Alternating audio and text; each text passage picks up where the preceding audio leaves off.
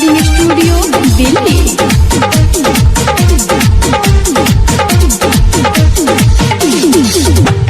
ननदो लहसुन खरुआ तेल कर गरम हल्ला जो कहलो नइखे जात लागे सरम।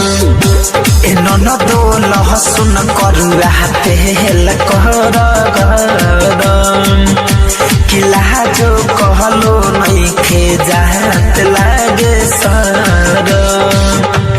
पहिले राते देहले कहमर करकाई हो यही से लरुआइल रहिले कि दुनु जबाना दिहले हमर पुचकाई हो एही में अझुराइल रहिले।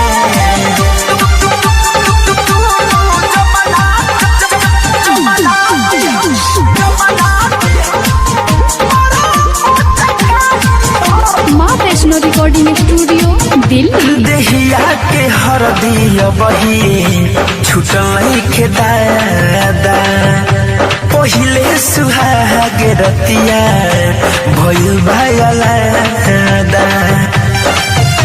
अरे सखी देहिया के हरदिया बही छुटल के दादा पहिले सुहाग रतिया भइल भायलादा।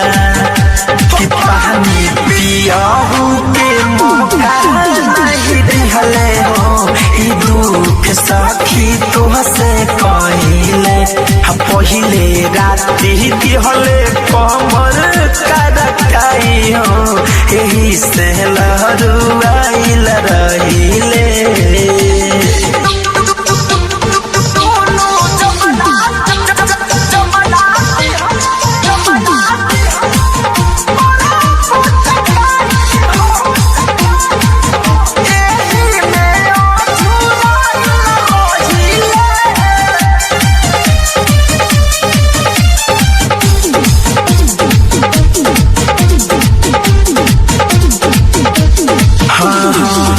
सब खेला धान गहिनी भैया के तारा फैशन फिर हो जे हवे बड़का दुना महारा।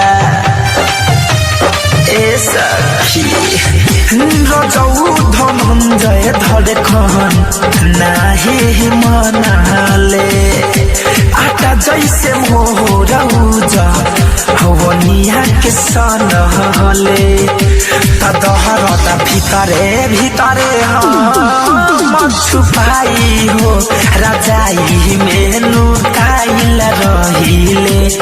पहिले राते देले कमर करकाई हो एही से लहरुआइल रहिले।